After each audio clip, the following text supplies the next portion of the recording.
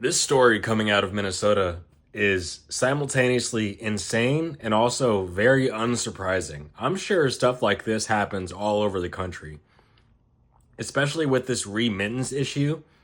It's ridiculous that we import millions of people from all over the world, people who hate us, people who don't assimilate into the American way of life, people who resent the culture and everything this country represents.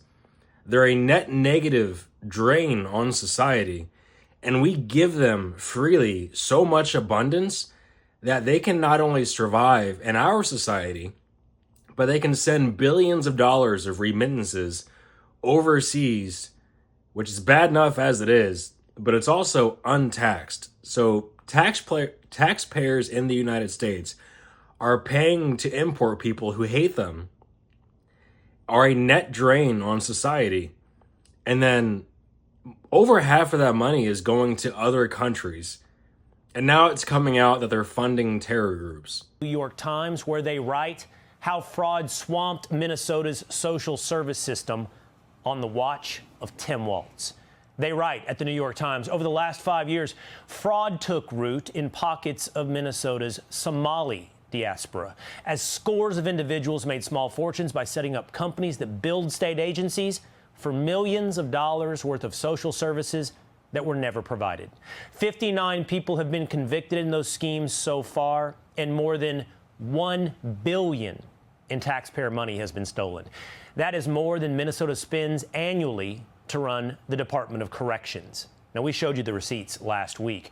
For example, Feeding Our Future. It's a program designed to help feed underprivileged children. Well, they used fake meal counts, doctored attendance records, and they fabricated invoices, and they pulled in massive federal dollars. The organizations that this program sponsored were primarily owned and operated by members of the Somali community. We told you about Minnesota's housing stabilization services, created to help vulnerable residents. But with loose rules, it led to widespread fraud. And you can see there, balloon in federal payments headed to Minneapolis to north of $100 million in just a few years. 6 of the people charged in that fraud, members of the Somali community. And then perhaps the most egregious and offensive of all, the autism scam, where a woman in the Somali community has been accused of recruiting children for therapy that they did not need, driving a surge in Medicaid claims. Look at the screen. Look at the numbers. Look at the explosion of federal dollars on the backs of fake autism.